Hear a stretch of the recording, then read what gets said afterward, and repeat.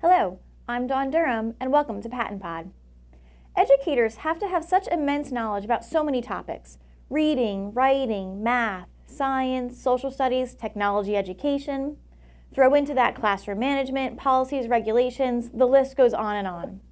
Our goal with this episode is to introduce educators to an instrumental resource for literacy knowledge and instruction, the National Center on Improving Literacy.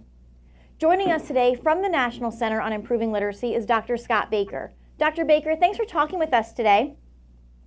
Yeah, you bet. I'm looking forward to it. So I just want to make sure I have this correct. You are a professor at the Center on Research and Evaluation at Southern Methodist University. You're a senior research associate at the Center on Teaching and Learning, which is the University of Oregon, and you are co-lead of the professional development strand for the National Center on Improving Literacy. Is that correct? Yeah, that's right. Quite a mouthful. It is quite a mouthful, but I think you're well-versed in our content and you'll be able to give such good insight today, so we really appreciate your time. Let's start with the National Center on Improving Literacy. Lots of times we refer to it as NCIL, NCIL. Could you help us out with understanding what is this organization and what's their mission? Yeah, so NCIL is a national center, so we have national reach, and it's a relatively new center. We've been around about a year, and our focus is really on providing information on evidence-based practices that educators and parents and families can use to better understand literacy development, how kids learn literacy skills, how schools teach literacy skills, and what they can do to use evidence-based practices to identify students who may be struggling, to teach kids who are doing well as kids who are struggling with literacy development.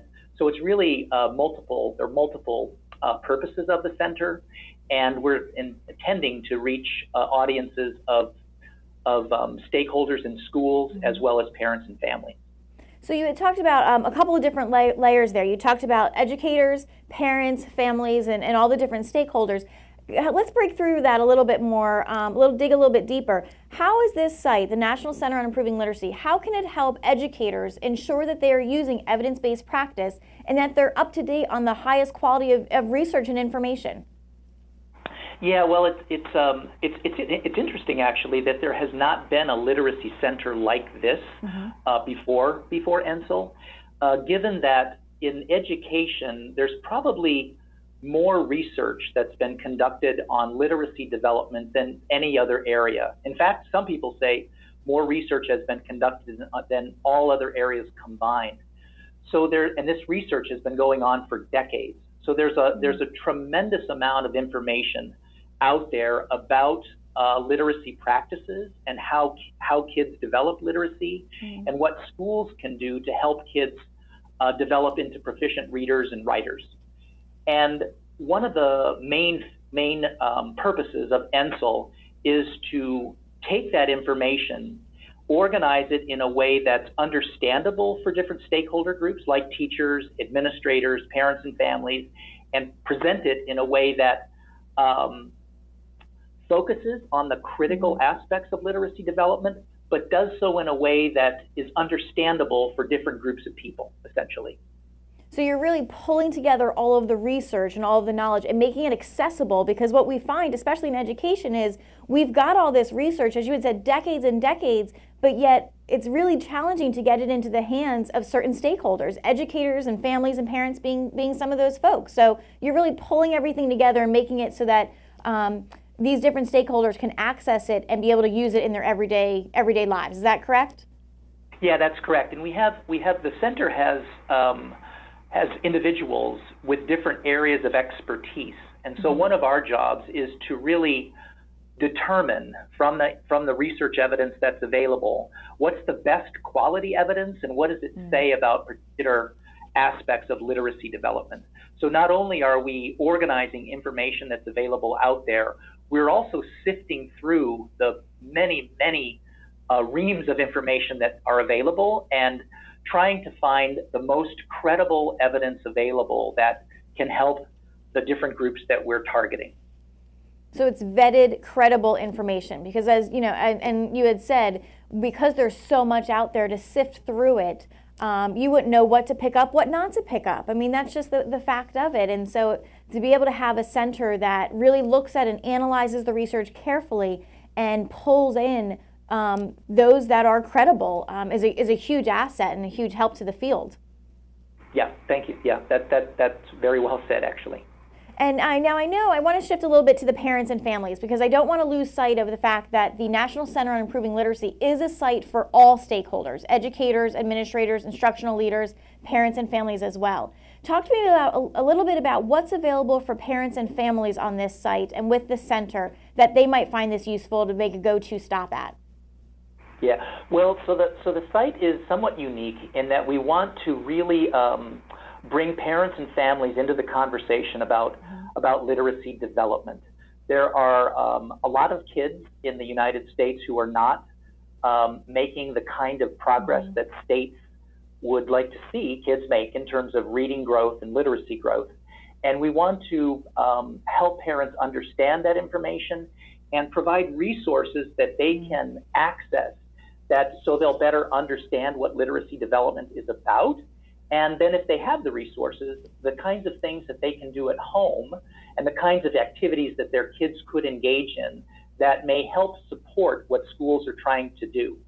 So the kinds of things that the NCIL would like to do with parents and families include providing information, but also providing hands-on activities that parents and kids can engage in together. So we have a place on the website called the Kids Zone where kids and families can go to practice literacy activities, access online books, read books that NCIL staff are actually writing, so that it's not just a warehouse of information, but it actually provides activities that kids and families can do together that can promote literacy development outside of the school setting, which we think is really a critical aspect of helping those kids who are not making the kind of progress that we would like to see in schools in terms of reading development in particular, help those make more progress by engaging in hopefully fun and educationally meaningful activities outside of school as well, related to reading and literacy. I myself have admittedly played around on Kids Zone a few times now, and I will say that one of the things I really enjoy about it is, one, it is very interactive and playful. I did have my own children at home playing with it, so I didn't seem like such a goofball playing on my own. But what I like about it is that it allows parents to see what literacy instruction should be looking like. It allows parents to see what their child should be doing versus kind of making guesses because they just don't have that knowledge. So I think the Kids Zone is a definite area where we want families to be going during the off-school hours, in the evening or on the weekends over holiday breaks, because it is a great resource. And I would actually venture to guess that I'd like to see some teachers using the Kids Zone during the school day. We have lots of times when students are at centers or at independent workstations, and oftentimes there's a computer or an iPad available. This would be a great resource to pop some students on throughout the course of the day. Would you agree? Oh yeah, absolutely. That's a very good point. And as everybody knows, technology is just exploding in all aspects of our lives, and there are many different kinds of games and experiences that kids can log into on their iPhones or their iPads or their computers that are grabbing their attention. And we feel at the center like some percentage of those activities could not only be fun for kids, but also could promote and help them with literacy development.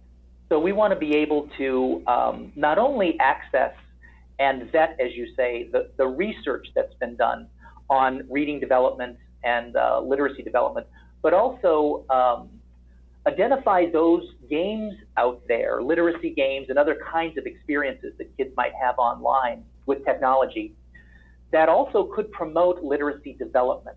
So we're just starting that process, but one of our goals is to be able to provide a menu of options of literacy kinds of games and experiences that are available for families and kids, as well as develop some of our own that would all be free of charge on the website. We're not going to charge for any of these things, and hopefully we'll be able to hone in on some of the best products available for kids spending some time in school and out of school with technology that can help promote reading and literacy development. So purposeful and intentional technology can certainly have an impact if used correctly and with the right material and tools. Yes, exactly. Kids are spending increasing amounts of time on technology-related products, on social media, and we would like to develop a way of interacting with parents and families in schools that encourages kids and families to make some of their selections based on the kinds of things that are going to help kids do well in school, especially in our focus area, literacy development. Excellent. And I love the fact that you emphasized again that these are free resources to families and to educators. You know, the goal is not to profit off this. The goal is to improve literacy for all students across the board. So I really do appreciate that about the National Center on Improving Literacy, that's their goal. It's not to make money, but to really emphasize literacy and literacy development and help move us forward in our nation.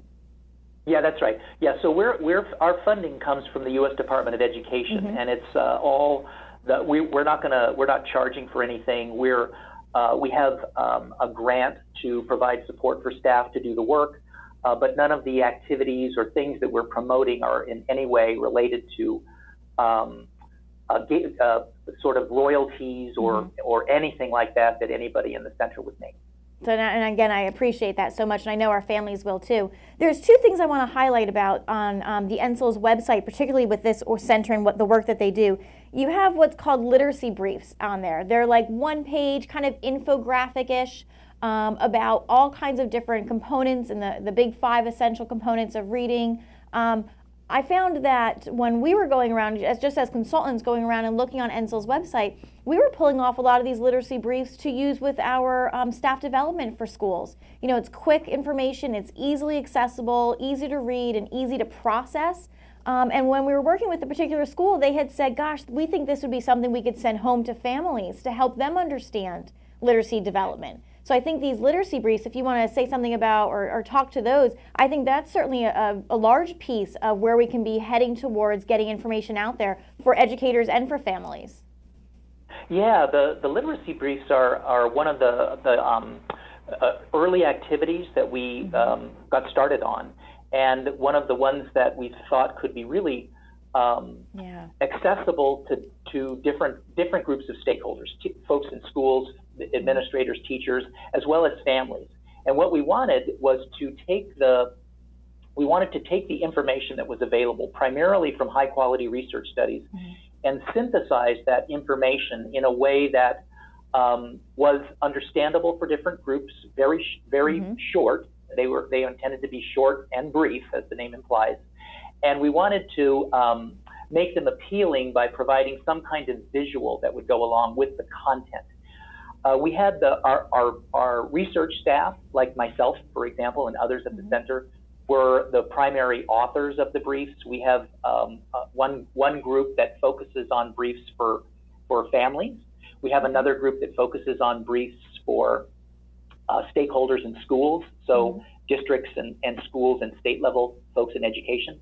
And the intention is to provide some quick information about really critical topics, like you mentioned the 5 essential big ideas in early reading development, for example, and shape that information so folks can get high quality information in a relatively brief period of time that may encourage them to do more investigation and searching out for additional resources and information about those topics, which we're also going to include on the website as well. Oh, excellent. So it's an overbuilding, you know, it's a kind of a process where we're continuing to pre-populate this website. It's not as though it's a finished product that we'll always be adding on and improving upon what's available. Yeah. So for example, one of the things that the center is doing initially is we're focusing on the early grades in particular. So our responsibility is to target preschool through grade 12. So that's a big age range. And our concentration initially is on the early elementary grades, so really K3. And one of the reasons for that is because we have a lot of research in that area, and it's a critical time period for literacy development. There's a lot going on once kids get to school, and expectations now for even kids as young as kindergarten in terms of literacy and reading development are probably higher than they've ever been. And so we want to focus in on that area because there's really a lot going on in terms of development.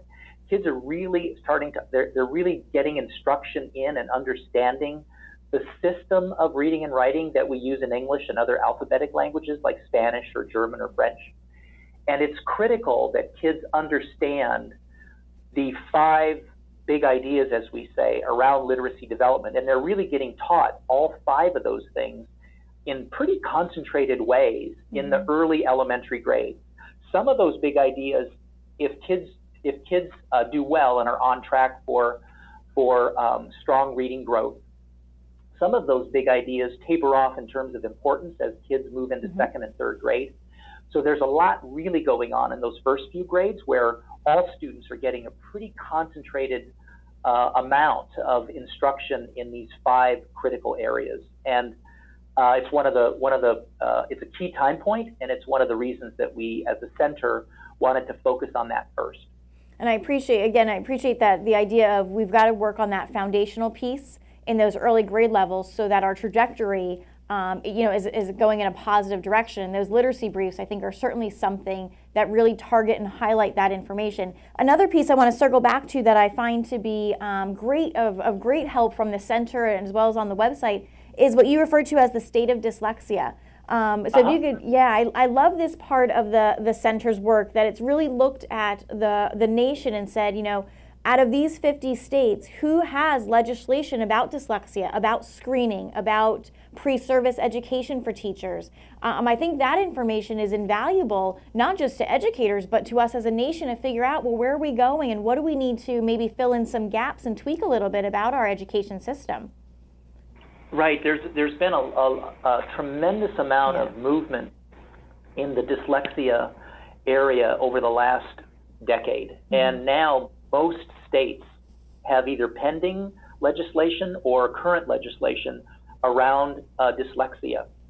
And a critical aspect of this legislation is being able to screen students and identify students with dyslexia early in school, and to provide very, very strong reading interventions for students as early as possible. And that includes what we call core reading instruction. So the instruction that all kids get, that should be very high quality, as well as the interventions that are developed and applied with students if they're not making the kind of progress that we expect. And we want to do those things as early as possible. So, and this is really a key aspect of being able to identify and serve students with dyslexia or other reading disabilities very early and effectively. And so it's one of the driving forces for the center is really taking the dyslexia challenge on, trying to provide information for schools and parents that can really serve students who do have dyslexia, and to be able to make sure that schools understand, and parents and families understand how dyslexia fits into an overall process of reading development, and what schools can do to help kids who are experiencing reading difficulties, including dyslexia, and what parents and families can do as well. So you had said there's a couple things there I want to go back to highlight. It's highlighting what's being done across the nation about dyslexia, because as you said, there's been a lot of movement, and I think a lot of that movement started through parents being concerned about their child, saying, hey, something's not working here, we need to work on this. So we have this kind of growing need and push for talking about dyslexia and looking at dyslexia. So you talked about that, but you also mentioned that the importance of early screening and early identification. And if we can identify students who are likely to struggle with their academic and their reading success, then we can intervene pretty early in addressing things in the core, which is what all students receive, and then targeting those students who are struggling with some additional work. So you brought up a lot of good information there about that, about dyslexia specifically, and what the center, the National Center on Improving Literacy, is really doing to target this need for additional information and resources and assistance in understanding dyslexia in our school settings. So thank you for that. We appreciate that. Yeah. So the screening issue is critical, and it wasn't that long ago where we were still in the process of understanding what kinds of things screening instruments could do, and whether or not we could, in fact, reliably and accurately screen kids in kindergarten, for example, for potential reading problems. Well, we have answers to a lot of those questions now, and so part of the center's work will be to help schools be able to systematically screen students, all kids, several times per year. We recommend 3 times per year, as early as kindergarten, so at the very beginning of kindergarten, and to use that information to plan instruction, so core instruction for students, as well as intervene with students who are not making the growth we want them to make as early as possible. So screening is a key part of all of the legislation around dyslexia, and it's one of the focus areas for the center for sure. No, I'm glad to hear that. So when we think about the National Center on Improving Literacy, you're really encompassing a lot of different pieces. You're kind of wrapping everything up into a package. So we talked about, and you had shared that you're taking in all of the research, particularly for early literacy development, but development for reading K to 12th grade, or pre-K even to 12th grade. You're taking that information, sifting through it, and making sure that we're putting credible information in the hands of educators and families. You have resources on the through the center on their website for educators to access to maybe strengthen their literacy knowledge and improve their literacy instruction, but you also have so many resources for families and students to be more proficient in reading, to understand the reading development, and to really find enjoyment in doing a lot of literacy activities. And then you also have resources so that as a nation we can understand learning disabilities such as dyslexia and how we go about looking at screening and intervening to make a positive impact on the students. So I think the center really does encompass all of it. And as I said, it really kind of takes everything and puts it into a place where it becomes a go-to for educators, a go-to source for instructional leaders, and a go-to source for families and students. And I think that work is very important, and I didn't realize that it was really the only center who has put all of that together. Yeah, there are lots of national centers funded by the Department of Education like ours, and they all have slightly different focus areas, and so we're aligning with many of those centers also as we do our work. But our primary focus is on literacy development, and we're somewhat unique in that space.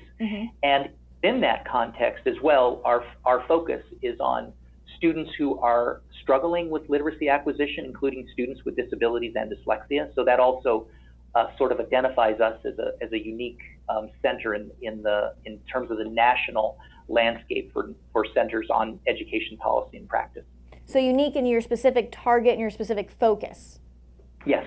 Wonderful. So thank you so much for sharing the information about the National Center on Improving Literacy. I think it's somewhere that our listeners should be going to often, bookmarking this page, the www.improvingliteracy.org, the National Center on Improving Literacy. It really should be our go-to spot for when we think about literacy instruction, literacy knowledge, and how do we help our most struggling readers, particularly at those early grade levels, to improve their literacy development, and improve the knowledge of the families who are working with that. So I appreciate the work you're doing at the center, Dr. Baker. Yeah, thank you very much. It was really a pleasure doing this. Thanks a lot for the opportunity. Oh, wonderful. And I have a quick question for you. We ask all of our guests this. We strive to inspire educators to grow professionally, to grow in their educational knowledge. What advice would you offer to those folks who are listening about how to grow professionally? Yeah, that's a great question, and I had been thinking about things along those lines before we started talking. But as we talked, I realized that one of the things that we always talk about is how difficult in many ways literacy development is, and how we think sometimes that it's something that happens in a classroom between a teacher and kids, and there's maybe not that much more to it. But in reality, reading researchers like myself and many others are increasingly realizing that the system that is involved in literacy development is really quite large and encompassing. So it includes pre-service training programs for teachers once before teachers become teachers, and that includes a fairly complex system around within schools and districts and states that really support high quality literacy practices in the classroom, including assessing students and teaching them. It includes leaders who can effectively support teachers. It includes coaches in many cases who are in classrooms working with teachers. It includes ongoing professional development to make sure that everybody's skills stay current. And it also increasingly is including families and support systems outside of the school environment. And so I think it's really, the key message from my perspective is acknowledging that everybody has a job to do, but it's how we integrate those different responsibilities and roles into a system that is that's really critical. And so we talk about the idea of literacy development and reading development as happening within a system, and that system is complicated, and it's sometimes easy, I think, or understandable for educators to really want to focus in on what they're supposed to do. But as you watch schools and districts that as they mature in their development of literacy approaches for instruction, screening students, you see that they really adopt a integrated systems perspective that really allows them to focus on the needs of the kids. And I think that would be my main message, is that we have to be really good at what we do in our individual jobs, but we also have to be communicating and talking with other educators and with parents and families about literacy development for kids and how it's going, and to intervene when things are not going like we'd like, and to celebrate in a serious way when things are going well, and to really work together to help students develop strong literacy skills. So don't work in silos, but really be an integrated system to make systems level changes for our students who are in such need. Yeah, that the silo metaphor, and a kind of a systems level metaphor would be the sort of the key message. Exactly. Well, thank you, Dr. Baker. Again, we appreciate your time and your insights. Thank you to all of you in the field. You truly inspire educational growth within your students every day. A special thank you to John Ragsdale for producing this podcast. We'll see you next time on PaTTANpod.